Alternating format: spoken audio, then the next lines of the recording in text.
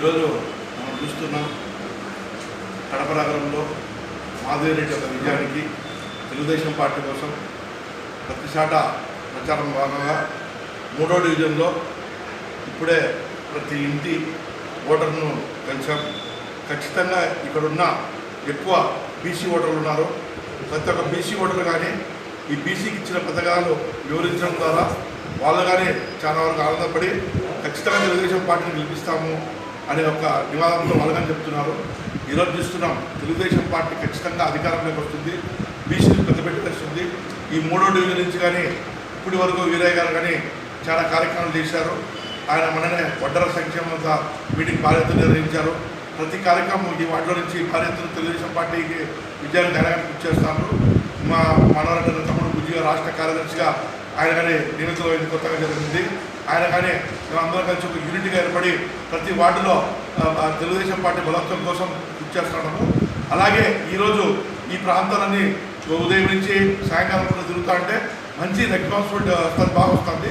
ప్రజలు కానీ ఏమంటున్నారంటే ఖచ్చితంగా చంద్రబాబు నాయుడు గతంలో నుంచి బీసీలకు ఎన్నో పథకాలు పెట్టాడు.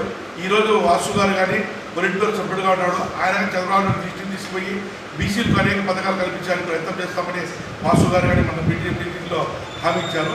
అలాగే ఈరోజు మాధవిరెడ్డి గారు ప్రతి సాట చూస్తారంటారు, ఎక్కడైతే వైసీపీ పార్టీ గతంలో రోడ్లు వేయలేదు, డ్రైనేజ్ వేయలేదు, కాలువలు వేయలేదు, ప్రతి సాట ప్రశ్నిస్తారు. రేపు ఖచ్చితంగా మాధవిరెడ్డి గారు తెలిస్తే ఇక్కడ స్లమ్ ఏరియా అటువంటి ఎక్కడైతే ఉన్నాయో అక్కడ రోడ్లు, డ్రైనేజీలు, కాలువ నిర్మాణంతో పాటు ఖచ్చితంగా ఈ ఏరియాని అభివృద్ధి చేసి వీరయ్య ద్వారా మేమంతా దాన్ని డెవలప్మెంట్ చేసే సిద్ధంగా ఉన్నామని చెప్పి తెలియజేసుకుంటున్నాం. ఈరోజు 3వ డివిజన్లో డోర్ టు డోర్ తిరగడం జరిగింది. కానీ మేము ఒక 4 నెలల నుంచి బాగా తిరుగుతాను, కష్టపడినాము. మొత్తం 3వ డివిజన్ అంతా కూడా బాగా తిరిగినాము.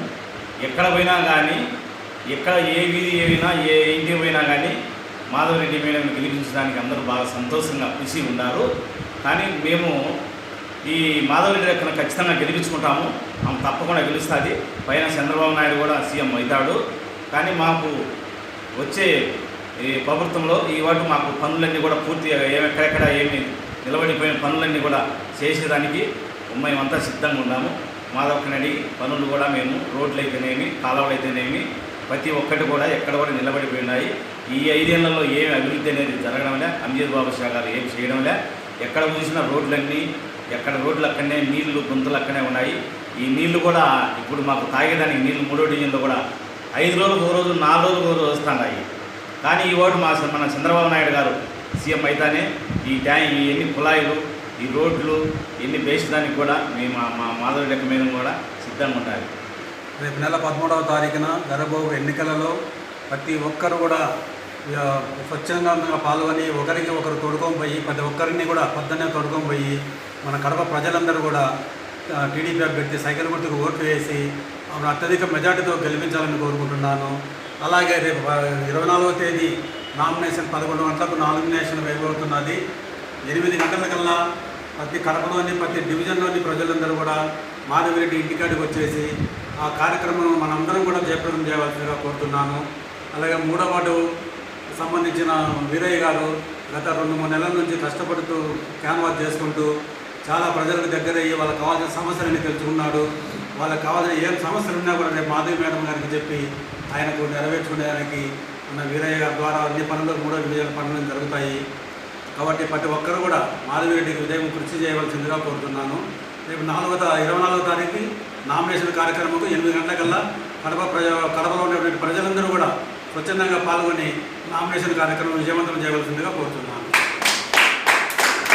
పథకాలు ఇస్తామమ్మా. అది ఆడబిడ్డ ద్వారా 15,000, కల్లి రంగం ద్వారా 15,000, ఏటా రైతులకు 20,000 రూపాయలు, ప్రతి ఇంటికి 1 లక్ష, 20 లక్షల వరకు ఉపాధి హామీ, బీసీలు 5 పేదలకు ఆదాయం తగ్గింపు, మహిళలకు 1,500, విద్యార్థులకు ఏడాది 15,000, ఉచిత బస్సు సౌకర్యము, అన్నదాత 20,000, ఇంటింటికి త్రాగునీరు, ప్రతి ఇంటికి కుళాయి కనెక్షను, యోగాల నిధి కింద 36,000 ఉద్యోగస్తులకు కేవలం కూలిపోయే వాటరు అందరి ఇంటికి వస్తాయి.